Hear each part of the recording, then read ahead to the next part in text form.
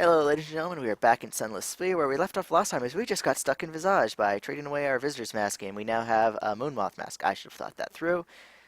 So, let's go visit the side of the face. Why not? At the proper time, you must, of course, wait until your work with this day's crop of frogs and locusts is complete. It would not be suitable to bring them along.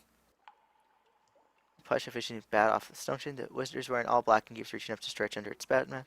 Silently observe the attitude of the visiting lion as it pays obedience to a face. Sure. You've gained expertise in parts, neutral 5, aware of moth roll. You contemplate the line for some time. There is an arithmetic sequence to the count of bows that it performs to each other. The eyes, the nose, each lip.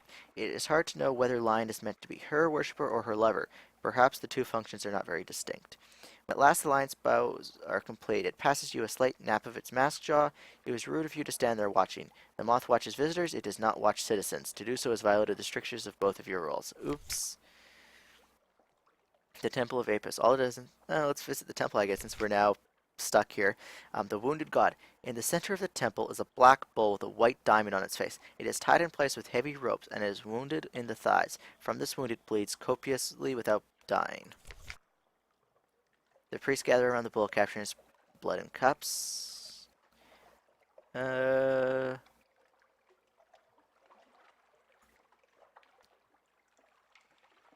we want to leave a respectful token? The gods here are real. We've experienced that before in a previous life. Observe and make notes. The customs here maybe with reporting later. Sure. You've gained an interior snipneth. We've now... The priest would be suspicious of anyone else who did this, but you, as moon moth, often have a need to narrate the rituals of Visage to newcomers.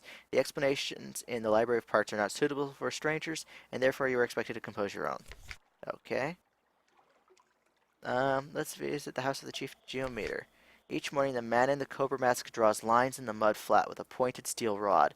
This apportions to each individual a small trapezoidal area from which to harvest mushrooms and to scrape salt. No plot is ever preserved from one day to the next. This man is the chief geometry, the keeper of directions, master of land measures and sea measures. Bring a string of rats. Bring a poem concerning snakes copied on a new scroll. 800 lines of the scaly denizens. Bring 2 honey cakes. Let's bring the poem. He appears to be pleased by this gift. It takes him aback as well. Several times he remarks that this sort of merchandise is something he would expect to be brought to the island by a bat. It requires a great deal of chittering and wing folding to persuade him of your moth nature. On the hall, enter the Hall of the Year. This is a journey of several steps and may conclude your current visit. Sure.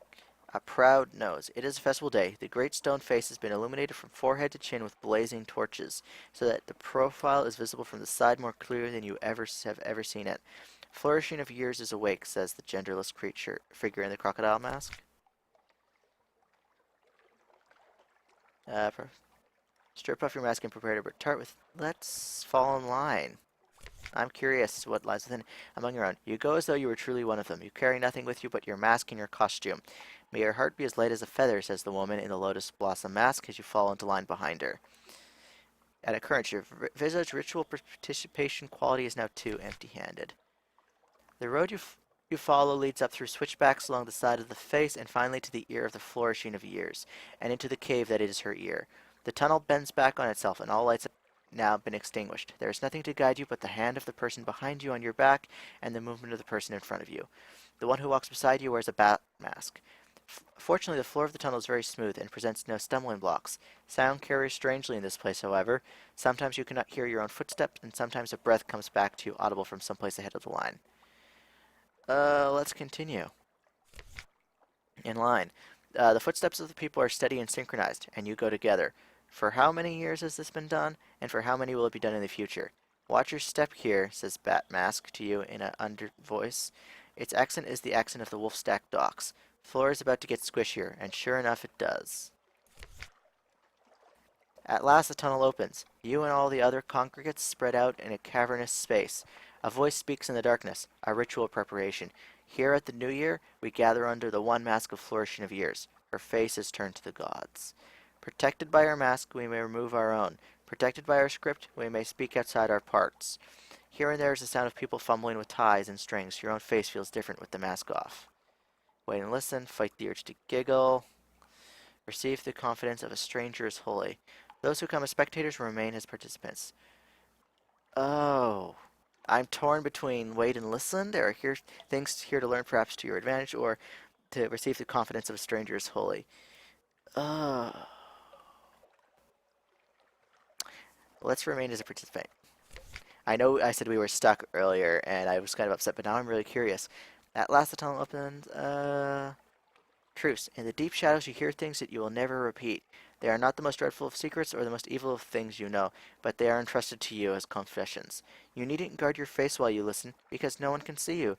You needn't scheme about how to use the information, because you don't know whose secret this is. It is no use to you, except as a token of connection.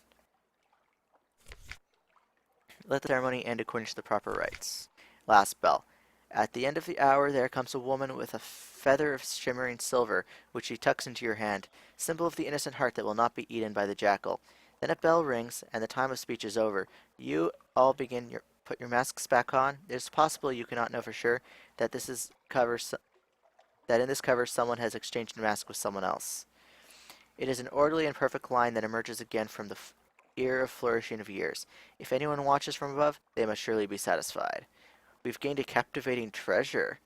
You'll look away eventually. If you've made an ironclad will, you can convert these into heirlooms for your successor. And your visual ritual participation quality is now 9, respecter of the sacred mysteries. Oh, and we can end our participation and leave. You cannot stay in character forever. When the other citizens are distracted, you find your way to the familiar customs house and rid yourself of a mask and robe. There is satisfaction in laying aside a role well performed. That was fun.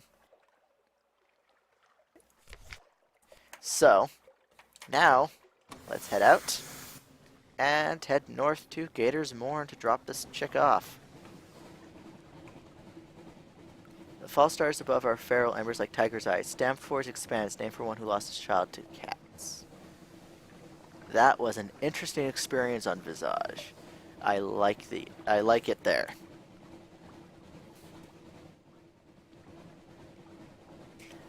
But, I don't think I'm going to show us the journey to Gator's Morn. Oh, we're running low on fuel. So I'll be right back bring us back once we drop this chick off who wants to travel up there. I hope she didn't mind our stay on Visage. So I'll be right back. Alright, as you can see, we've arrived at Gator's Morn and we're ready to drop off this passenger. So hopefully the payment's good. We're running low on fuel.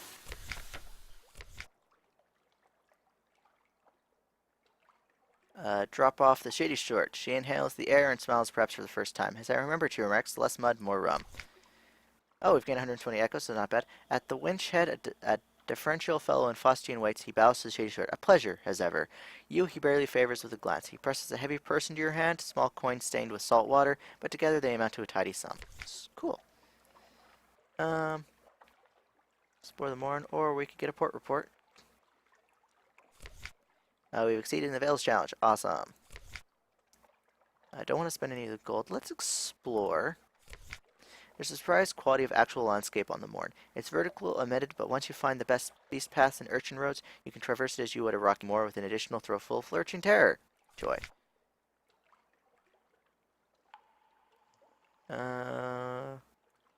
Sure, let's go with a simple riddle. We've lost an echo, gained fragments, failed. Oh well.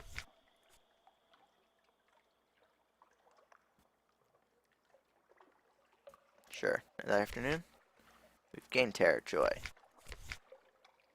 Shops. Let's friendly face.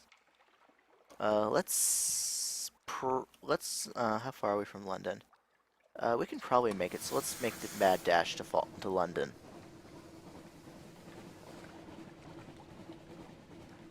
And I'll show this because this might be when I die. Although we might be able to salvage some supplies for fuel.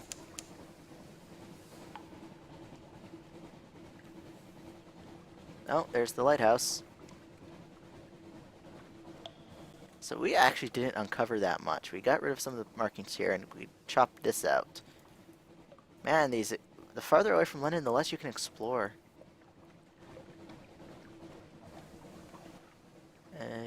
Okay. turn off our lamp to conserve power.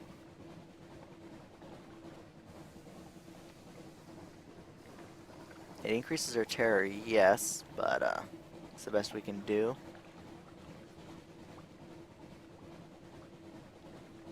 Oh, and that lamp. Oh, now that we're close to the lamp, the terror climb has stopped. And there's another lamp ship up ahead.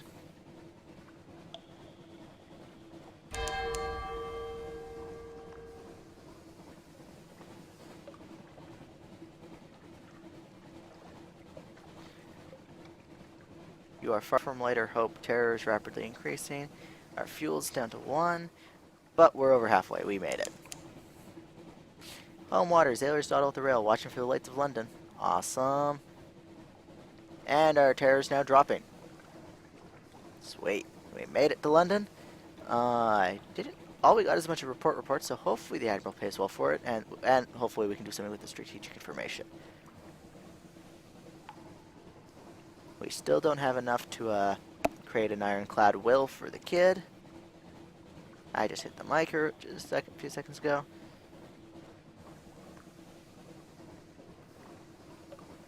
Yeah, once we make an ironclad will, then we can retire.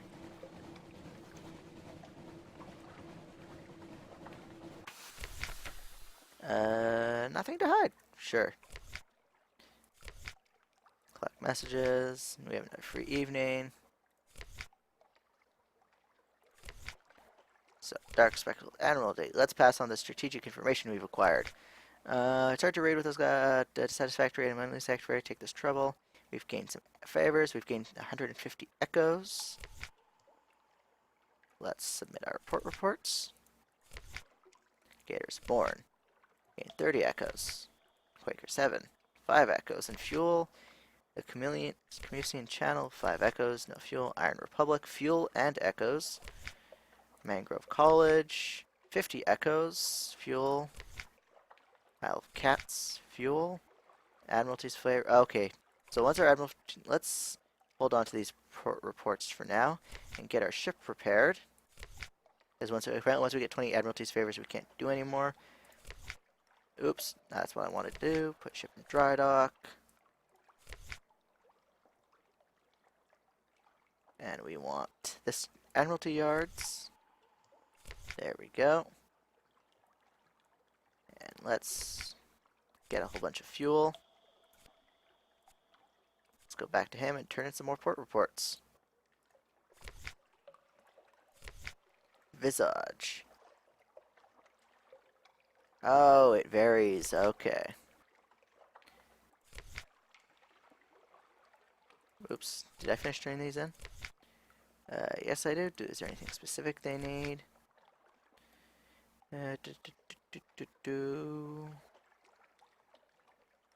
Anything in particular he needs? From the Selenet far to the east. Okay, we can do that.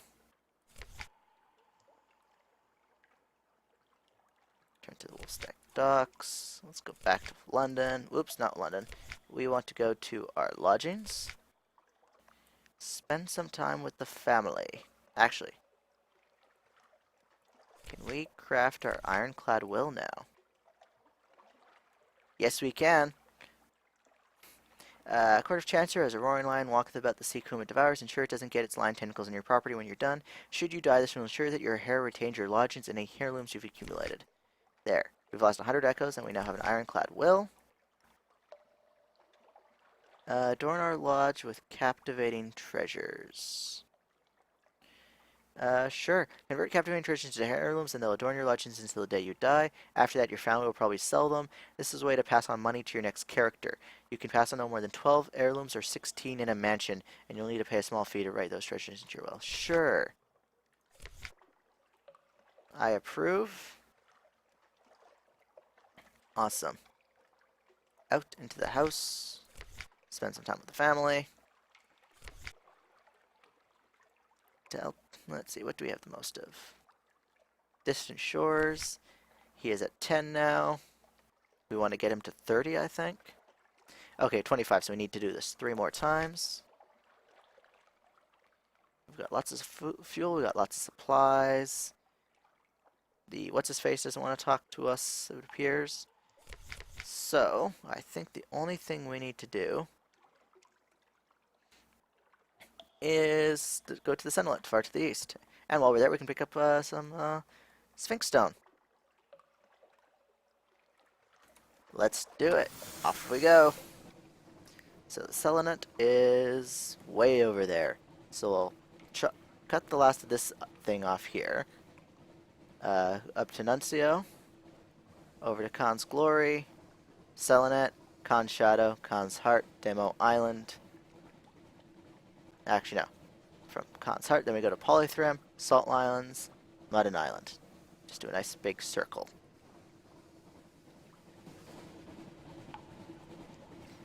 And I think that's going to be it for this part.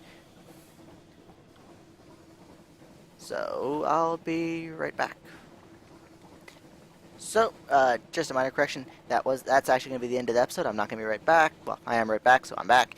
But this is going to be the end of the episode. I will see you in the next one. I probably won't record this journey across the map, just because we've done this a bunch of times before. And unless there's something interesting in here, no, I'm not going to. I'm going to be avoiding any fights, because I keep getting my ass handed to me. So, I will see you guys in the next episode. Bye.